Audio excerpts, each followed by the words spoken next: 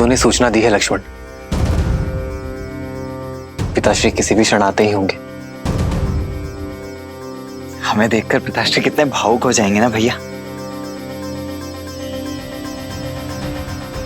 देखिए कदाचित पिताश्री आ गए।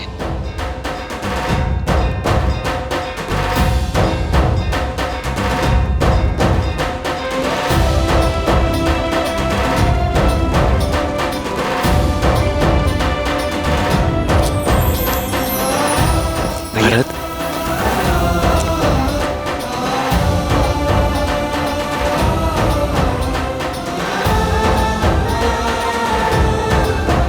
भरत,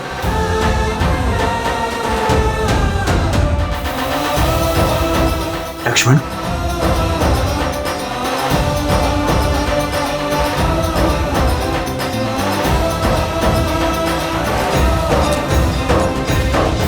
भरत, इतना शीघ्र?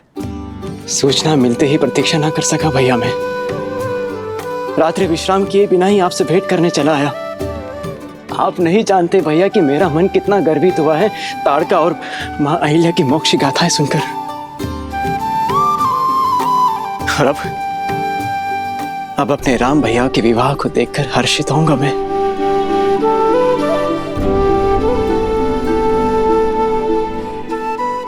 और मेरा मन तुम्हें देखकर हर्षित हो रहा है भरत।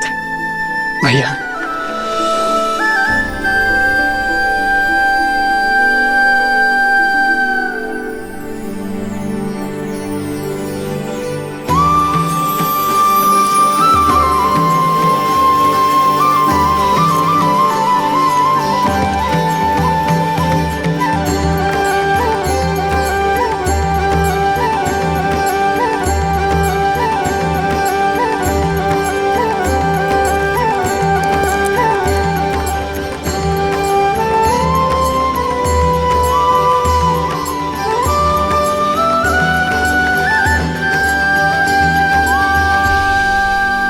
श्री राम और देवी सीता के विवाह की पावन बेला निकट आ गई है। दशरथ नंदन श्री राम की, शिव धनुष भंजक श्री राम की, दशरथ नंदन श्री राम की जय, शिव धनुष भंजक श्री राम की जय, दशरथ नंदन श्री राम की, शिव धनुष भंजक श्री राम की, दशरथ नंदन श्री राम की जय, शिव धनुष भंजक। पिताश्री,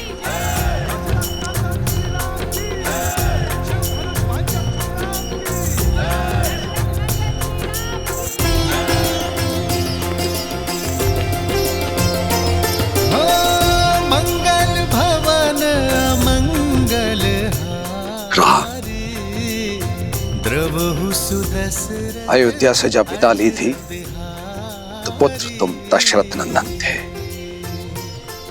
और आज तुमसे यहां भेंट हो रही है तो मैं राम का पिता हूं। इतने कम दिनों में मेरा पुत्र इतना बड़ा हो गया।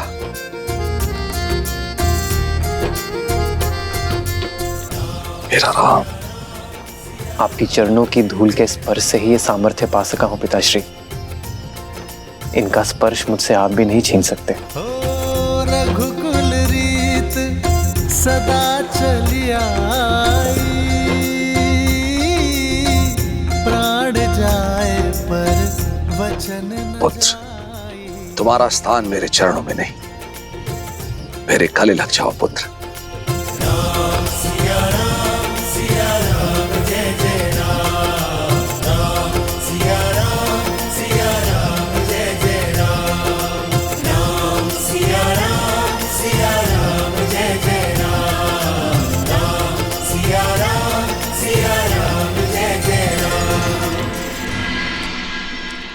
प्रणाम पिताश्री। पुत्र लक्ष्मण, आयुष्मान भव।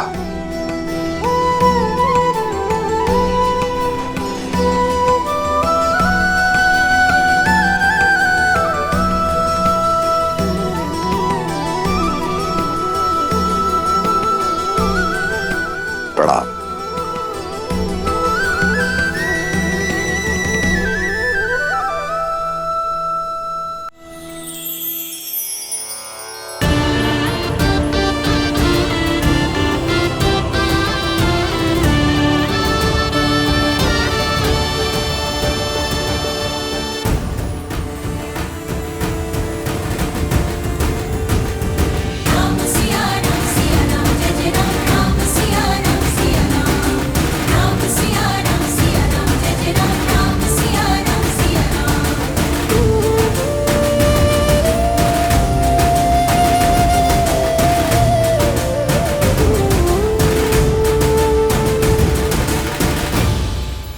अयोध्यापति महाराज दशरथ, यह है मेरी पुत्री सीता। प्रणाम पिताश्री। सदा सौभाग्यवती भवा। और क्या आशीर्वाद दूं तुम्हें पुत्री। रूपशील हो, गुणवती हो, और सात्विकता तो तुम्हारे मुख पर है ही। अपने तेज से अपनी अयोध्या को सदैव दमकाती रहना पुत्री।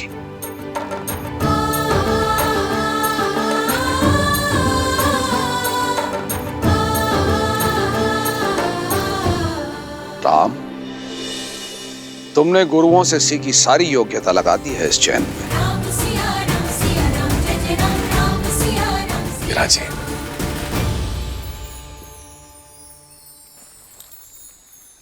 अयोध्यापति, अब मैं अपने परिवार से आपकी भेंट कराता हूं।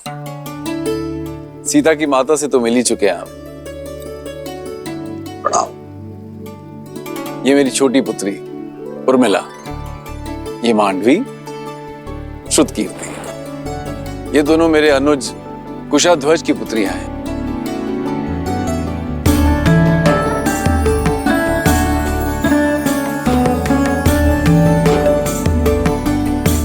महाराज, यदि आपको कोई आपत्ति न हो तो क्या मैं आपसे एक प्रश्न पूछ सकता हूं?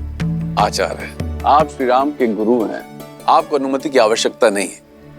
पूछिए, क्या पूछना चाहते हैं आप? महाराज, आपके कुल की पुत्रियां अनुपम तेज युक्त है, किंतु आपको कभी पुत्र प्राप्ति की इच्छा नहीं है?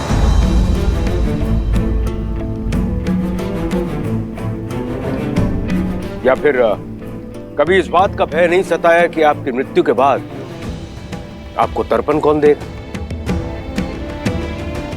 या फिर आपके लिए स्वर्ग का मार्ग कौन बनाएगा?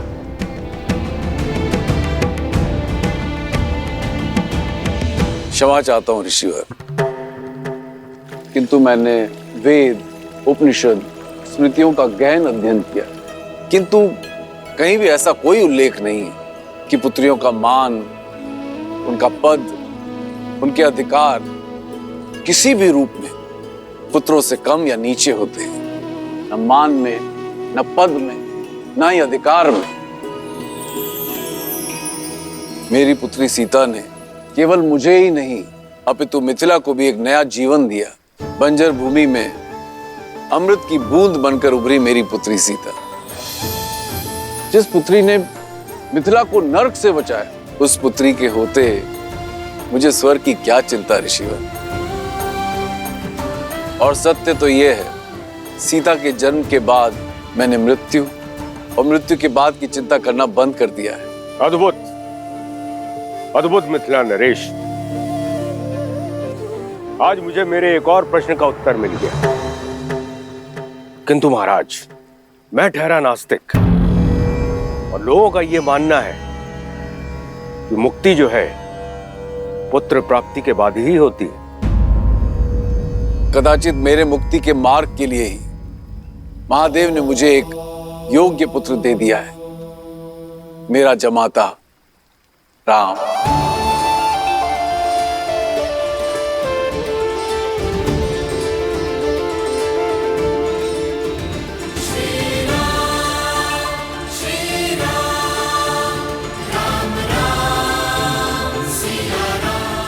उचित कहा राजर्षि जनक।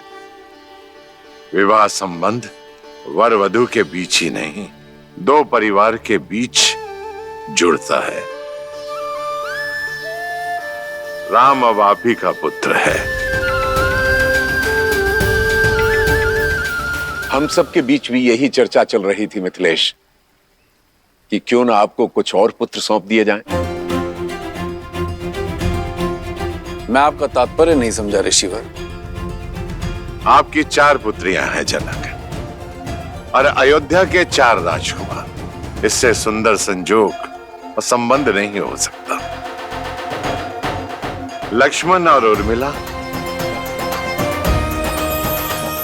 भरत और मांडवी, शत्रुघ्न और श्रुतकीर्ति का मेल आयु और गुण के अनुसार उत्तम होगा।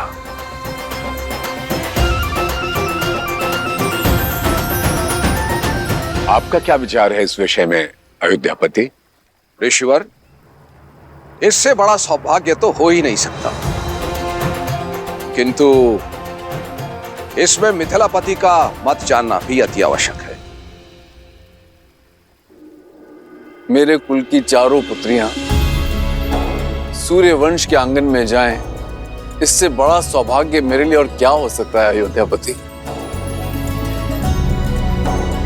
मिथिला कुमारियों की अपने बहनों से बिछड़ने की चिंता भी समाप्त हो जाएगी, किंतु मिथिला में विवाह से पूर्व पुत्रियों का मन टटोलना अति आवश्यक होता है।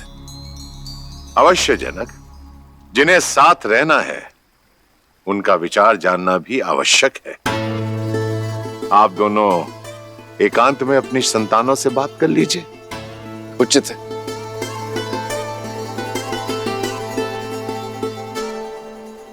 बोलो अनुज, प्रसन्न हो?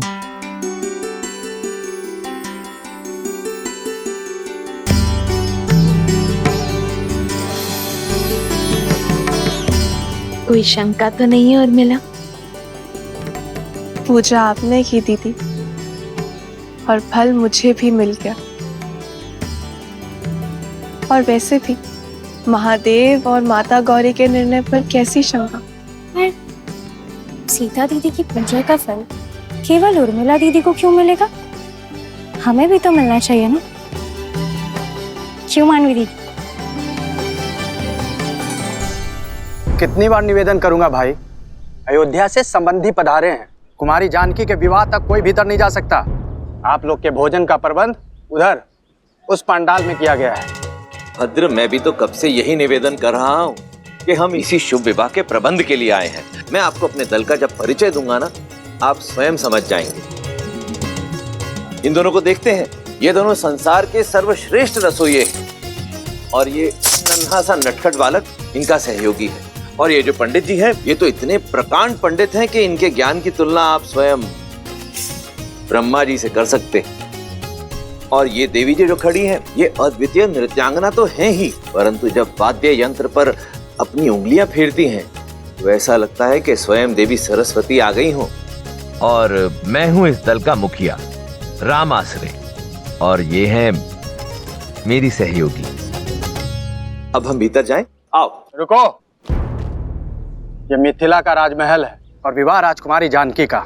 महाराज ने सभी प्रबंध सज किए हुए हैं, आपकी कोई आवश्यकता नहीं है। और हाँ, भोजन करना है तो आप लोग उधर जा सकते हैं। भोजन नहीं, हमें तो प्रबंध देखने जाने दीजिए। जाओ।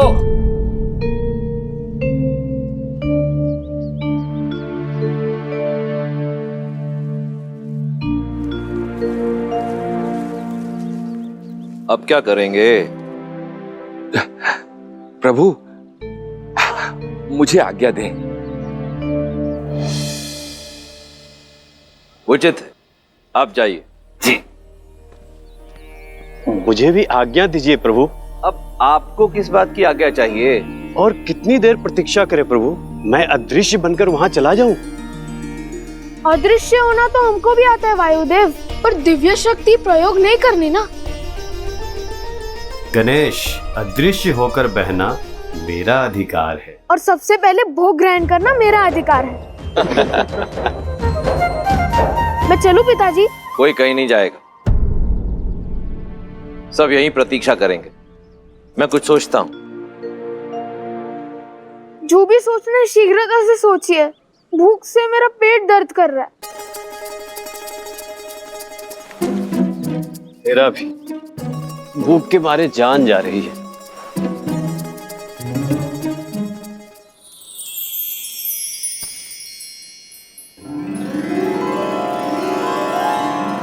भूख से मुंह कुमला गया है पुत्र, ये लो खाओ। इस पे मेरा अधिकार। अरे तुम तो और भी ज्यादा भूखे लग रहे हो। लो ये पूरी टोकरी तुम ही रख लो। ये टोकरी का मैं क्या करूंगा माता? मुझे तो केवल ये रसीले फल चाहिए।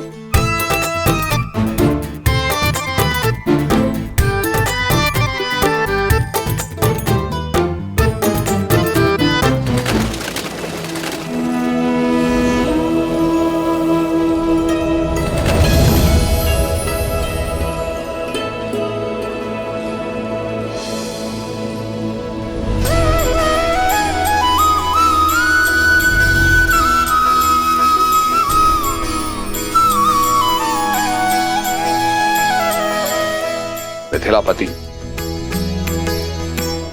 मेरे चारों पुत्र विवाह के लिए सज्ज हैं राजऋषि। मेरी पुत्रियां भी महाराज।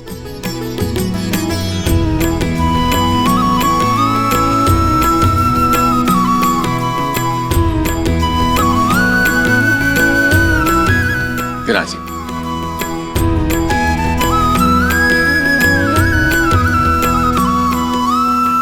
तो राजगुरु सतानंद, आज्ञा गुरु जी।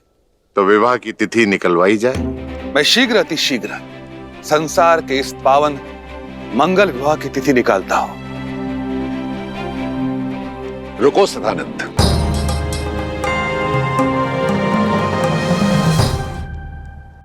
एक बहुत ही पहुंचे हुए त्रिकालदर्शी ज्ञानी महासंत हैं रामाश्रय। उनकी बताई तिथि में कण मात्र भी त्रुटि नहीं होती है। मेरे अनुरोध पर वे अपने समस्त शिष्यों के साथ यहां पधारे हुए हैं।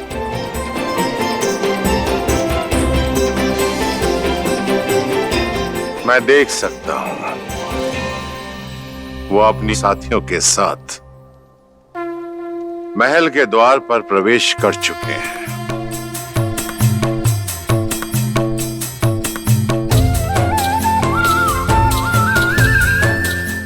अद्भुत दृश्य है, अद्भुत।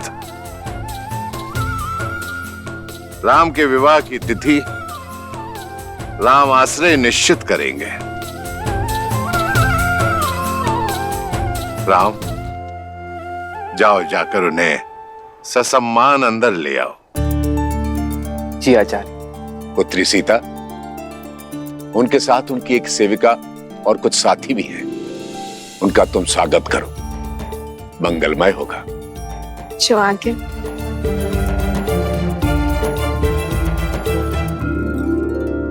प्रभु, और कितनी प्रतीक्षा करनी पड़ेगी? अंदर जाने का अवसर कब प्राप्त होगा?